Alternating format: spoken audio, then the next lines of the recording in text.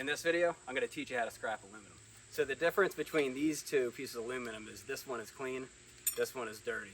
Aluminum's pretty basic, you just can't have any contaminants. This has no contaminants, it's nothing but the aluminum. This has steel on it, which now makes it the price of steel.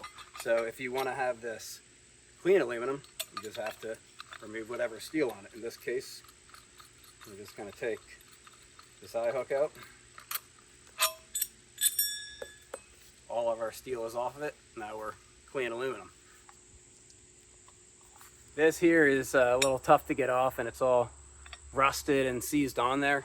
I could probably work at it a little bit more, maybe put it in a vise, get some different tools, but things like this, I find it easier to just get a sawzall, hack it right off, then you have clean aluminum and you're good to go. So any aluminum that has anything on it, brass even, copper obviously, if it's for different trades, you're going to take that off and separate it. Steel, I just get rid of. I don't think it's worth it. If you want to keep it, you can keep it, but just get your aluminum clean, you get paid top dollar.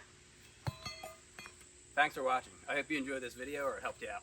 If it did, please like this video, comment to let me know, share it with someone else to help them out, and subscribe to my channel. Thanks a lot, guys. I really appreciate it.